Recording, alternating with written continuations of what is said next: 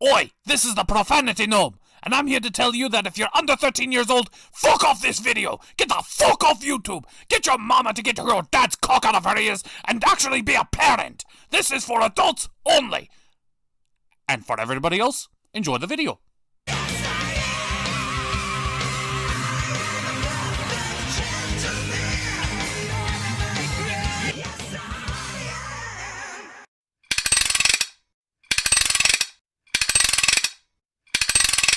Hey, Jan, could you pass me the Allen wrench?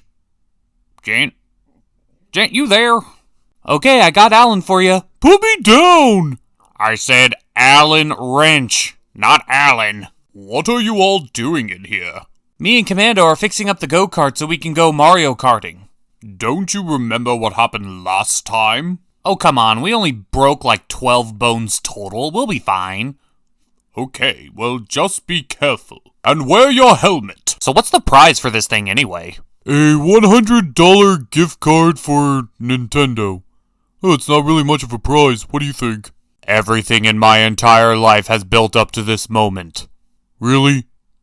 Everything? We might have enough to buy Animal Crossing for one system. Just one. Yeah, let's do this! Also, this is Menagerie. The episode begins where we last left off. On the boat. Or rather, off the boat. As the series seems to be done shipping Blake and Sun as they arrived at their home destination. A place called the Menagerie. The Menagerie is a island home for faunuses, and where Blake grew up. It's actually a pretty nice place. What?! Uh-oh, looks like someone's pissed. Yeah, but when is he not pissed? Usually around the point when someone's bleeding. Yeah, this appears to be an island that was strictly set aside for the faunuses. It's mostly desert, except for a few small parts near the ocean, where they've been able to exhibit a normal, everyday lifestyle. Sun is loving it, but Blake seems to have a more skeptic view on the whole ordeal, as she sees it as the governments of the world just throwing them a bone, but not actually solving the problems of their discrimination.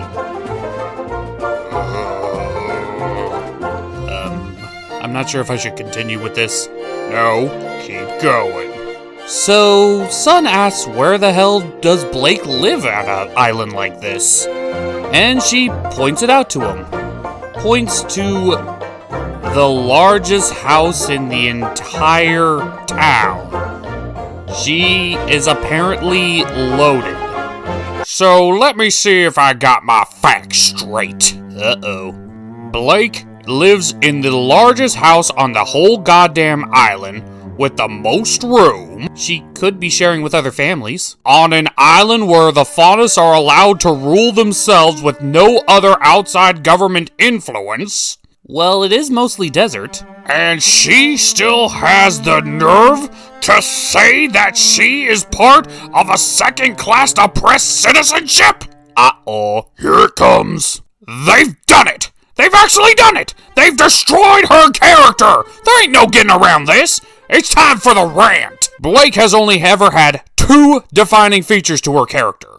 The first feature is her getting out of her abusive relationship with her ex-boyfriend, Adam, which, surprisingly, they do well, but we'll get to that later when the show gets to it. But this, her other character trait, is that she's a faunus. And apparently, faunus are second-class citizens in this world. And this has been a problem even from the original series. The original series stated that faunuses were second-class citizens, but we're never shown any evidence of that. There's no mistreatment. There's no laws for strictly faunuses. They're treated just the same way as everyone else. There is literally no evidence of this. Now, I'm willing to forgive a lot of this simply because there's a much bigger story going on, and they could address that issue at a later date. But this one episode completely destroys any argument that Blake might have had for being oppressed. She's on her own island with nothing but faunuses, and she comes from a life of privilege. I mean, fuck, in this very episode, we see that her dad has massive influence over the Faunuses. He's like Mufasa. He's the Mufasa of the Faunus. Everyone listens to him. He's like Martin Luther King Jr. of Faunuses. And she still has the nerve to say she is oppressed? She's a liar! She's a deceiver! She's been duping us from the beginning! We've been duped! We've been bamboozled! We've been speckled-orked! And that isn't even coming close to the complete hypocrisy she's shown Whis in earlier episodes.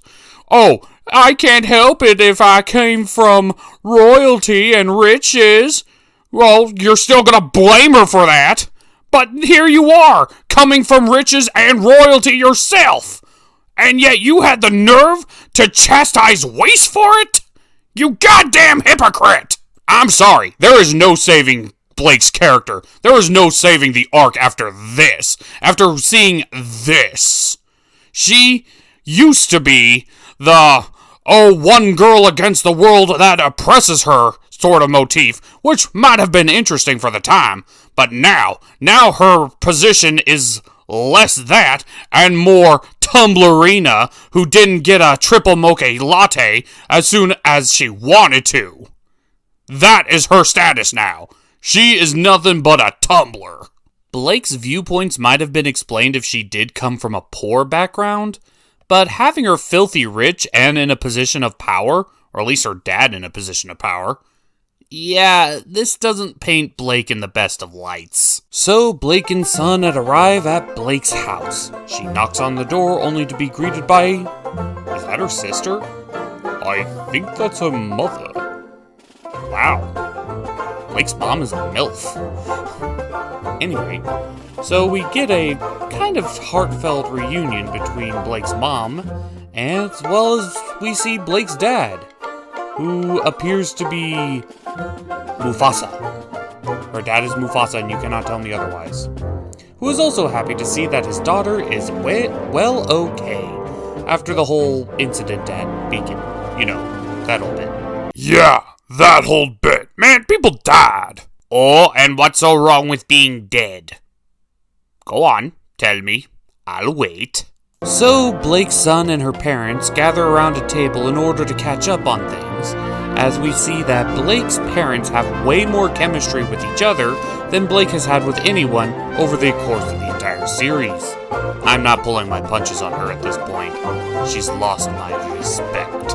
But one character who still manages to persist to have my respect is Sun, where he goes through the whole, I kinda wanna bang your daughter routine with their dad, but he doesn't want to outright say it, because just from the looks of this bear of a man, he could probably snap Sun in two. Yeah, just keep smiling there, Sonny boy. At least we get the possibility of a MILF ship. Stop it. Never! Well, Big Daddy Mufasa has to leave because he remembered that there's a meeting that he needs to cancel because his daughter's back, and his daughter is clearly more important than this meeting. But who's he meeting with? Apparently he's meeting with the White Fang. Ruh-roh. So, does that mean Big Daddy Mufasa is the bad guy? And are you sure he's meeting with the White Fang? Those guys don't look like White Fang. Yeah, they look more like weird cultists. I should know.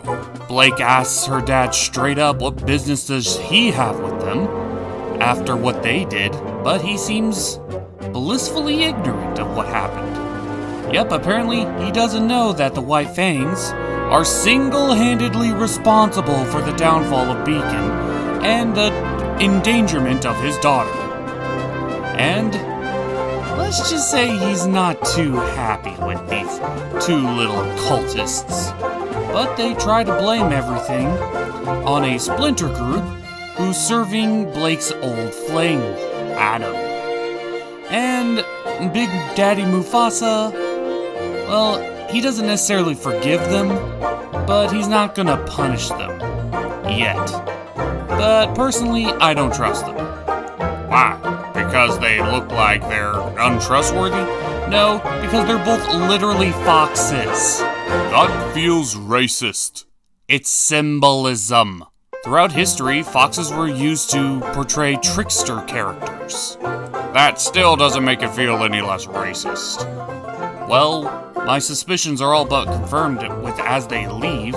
They said that they're going to inform Adam of everything. So, I was right to be suspicious. That still feels racist. Well, just in case you forgot, they also tap on at the end that Jared Leto Scorpion Man is looking for Ruby. Just in case you forgot. And that was Menagerie. And it's episodes like this that give Ruby a bad name. They completely destroyed Blake. I don't think we need another rant on that one. Yeah, man. Though I do like Blake's parents. They actually seem like good people.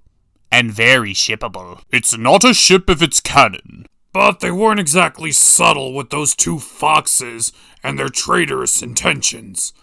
But I don't think that they were trying to be subtle with that one. It's pretty damn obvious. So I'm gotta give them at least respect for not trying to hide it from us and pretend that's gonna be some grand epic thing like they would do in She-Ra. Yeah, we're trying to scratching the bottom of the barrel to find anything good, but that Blake thing, what they did with Blake is just...